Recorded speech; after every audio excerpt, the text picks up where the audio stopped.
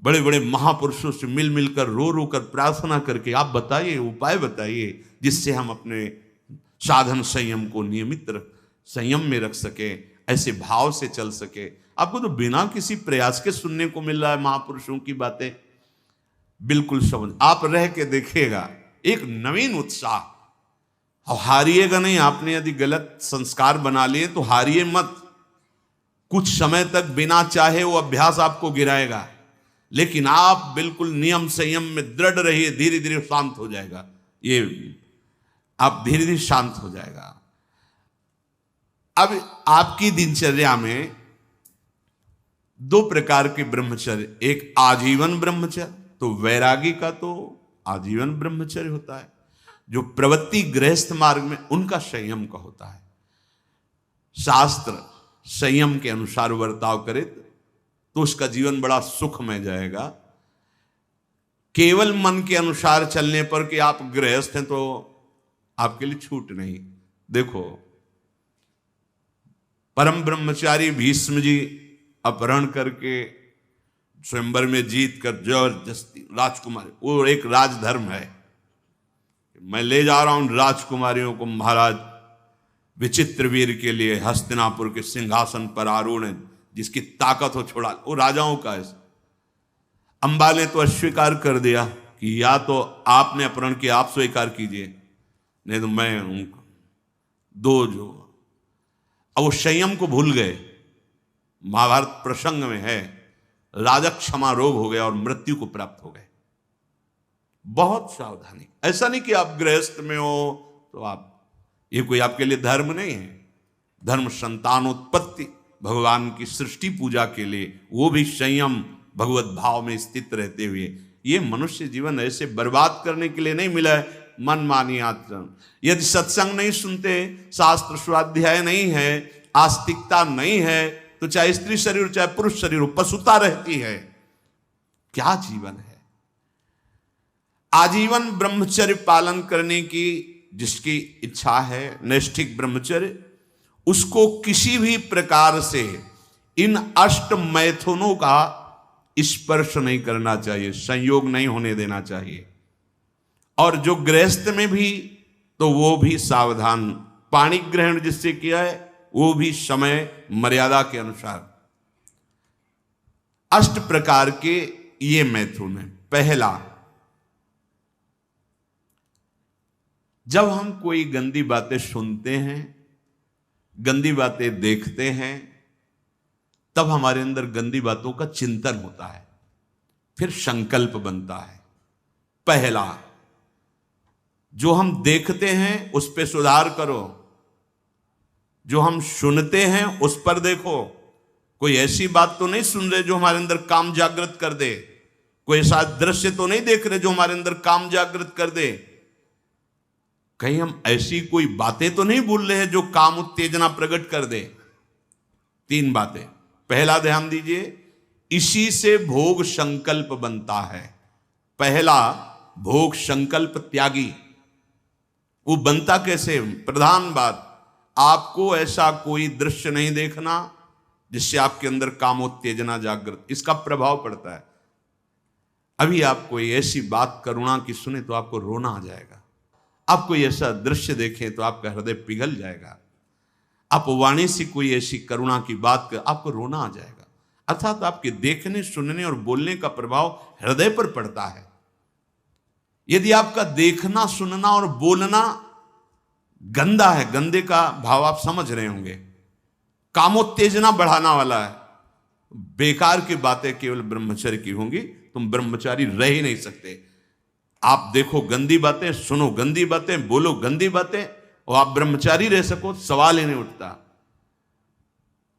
जैसे आप गंदी बात देख रहे हैं, सुन रहे हैं, आप कोई चेष्टा नहीं कर रहे, तो भी आप ब्रह्मचारी नहीं रह पाओगे।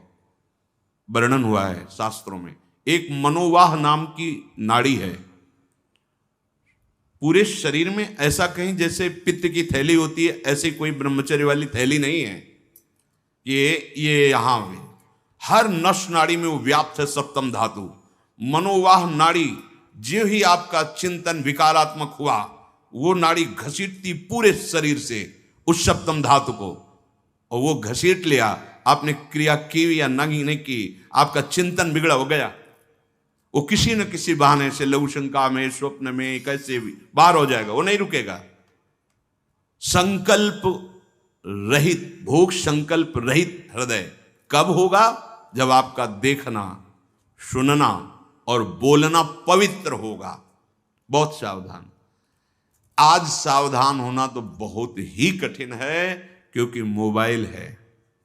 एक दृश्य देखा आज मिलने की, एक वैश्या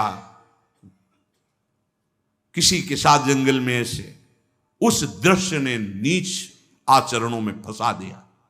एक दृश्य देखा, सौभरी ऋषि ने मछली की 50 राजकुमारियों से ब्याह किया जाके मानधाता की। दृश्य ही देखने मात्र से भ्रष्ट हो जाना होता है। फिर आप उसको तो सर्च करके, इच्छा करके देख रहे हैं। हाथ जोड़कर प्रार्थना है, इस आग से बचो। ये आग तुम्हारे सुकृतों का नाश करके, तुम्हारी जीवनी शक्ति का नाश करके तुम्हें ऐसे चिंता, शोक, ऐसे दुख में फंसा देगी, फिर नहीं निकल पाओगे। त्यागात् शांतिरनंतरम, भगवान ने कहा। भोग के बाद शांति नहीं, तृष्णा पैदा होती है। भोग के बाद शांति नहीं मिलती है। कुछ क्षण के लिए वो कामना का भोग किया इसलिए शांत लगता है, फिर उसके बाद जो उसकी तृष्णा पैदा होगी, वो तांडव देख रहे उस तृष्णा का, पशुवत आचरण। हम बातें बड़ी ऊंची ऊंची धर्म की करते हैं, लेकिन नींव नहीं है धर्म की। ये ब्रह्मचर्य पूर्ण जीवन के लिए अमृत पद है। चाहे गृहस्थी में हो, चाहे व्यापारी हो, चाहे किसान हो, चाहे, और विरक्त मार्ग का तो यही मुख्य ऐसा आधार है जिसके ऊपर वो विविध प्रकार की दैवी संपदा का अनुभव करता है। पहला है, जो आप देख रहे हैं, सुन रहे हैं, बोल रहे हैं, वो कामोत्तेजना वाला नहीं होना चाहिए, क्योंकि उससे आपके मन में संकल्प बनेगा। संकल्प भोग का बन गया तो क्रिया हो या ना हो, आप ब्रह्मचर्य नहीं रह पाएंगे।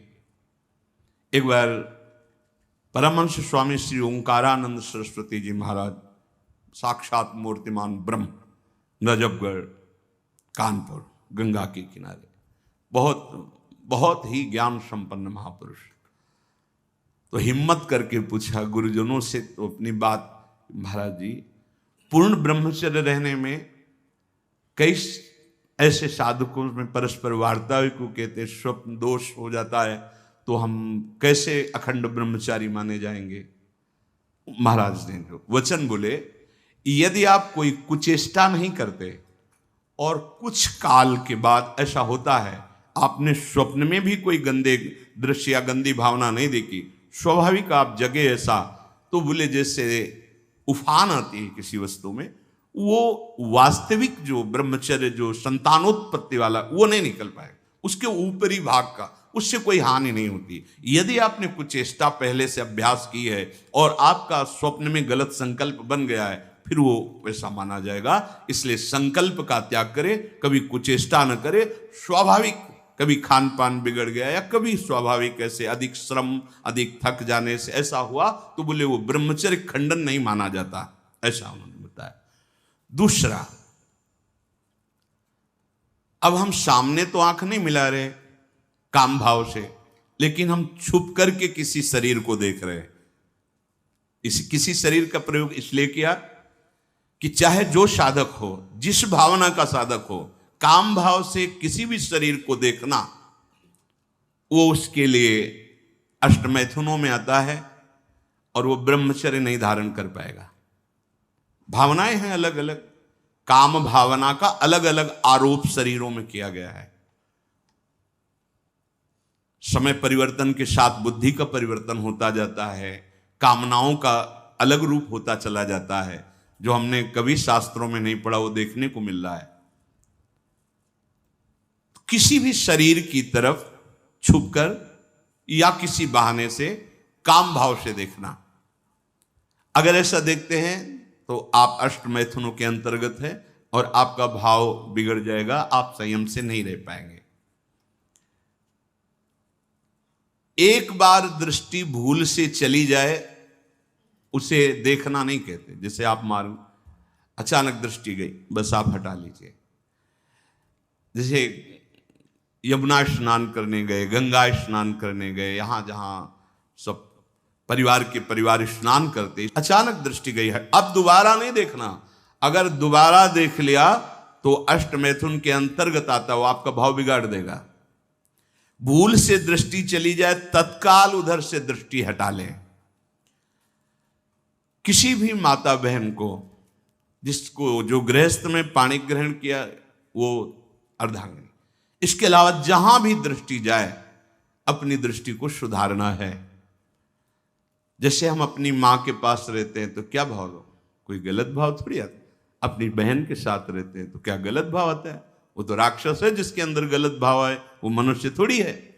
अरे बहन बेटी मां है तो परम पवित्र, इनके तो चरण रज माथे पे रखते हैं, माथा इनके चरणों में रखते हैं। देखो कितनी सुंदर रीति हमारी, हमने तो देखा है। कभी बेटी से पैर नहीं छुआते थे पिता, पैर छूते ही थे। हाँ, बेटी के पैर छूते, ए देवी दुर्गा के स्वरूप मानते, एक कन्याएं ये सब भगवती का स्वरूप है, ऐसा मानते। और बहन जब राखी बांधती है तो भाई तो माथा रखता ही है, चरण छूता ही है, पूज्य भाव रखना। ऐसे ही जननी सम जान ही पर नारी, ये सब भगवती अम्बा की अंश स्वरूपा है। अपने लोग तो सब श्री जी की सखियां हैं, लाडली जी की दुलारी प्यारी सखियां हैं, अपने को ऐसा भाव। अगर हम स्त्री को, किसी भी स्त्री शरीर को देखकर भोग भावना करते हैं, हमारा पतन निश्चित है। कोई क्रिया हो या ना हो, यह चिंतन वाली बात है, ध्यान रखना। किसी भी माता बहन को भोग बुद्धि से, जैसे शास्त्रों में कहा गया नरकस्य नारी, बात है कि तुम्हारी भोग भावना जो नारी के प्रति है यह नरक पहुंचा देगी। त्रिविधम नरकस्येदम द्वारम नासन्मात्मनः कामः क्रोधा तथा लोभा तस्मादेत्रयम् त्यजेत। माताओं बहनों की तरफ देख करके काम भाव से उनको देखना तो तुम समझ लो नरक जाने का रास्ता पेट कर रहे हो। त्रिविधम नरकस्येदम, शास्त्रों ने तो जगदम्बा कहा है, शास्त्रों ने तो मां कहा है इनको। जननी सम जानो पर नारी, कहां जगत की जो वार्ता है वो कहां शास्त्र के विरुद्ध पहुंच रही। शास्त्र उसको कह रहा है जो माताओं बहनों को गलत दृष्टि से देख रहा है कि नरक, ये तुम्हारे नरक का हेतु बनेगा जो तुम देख रहे हो स्त्री को काम भाव से।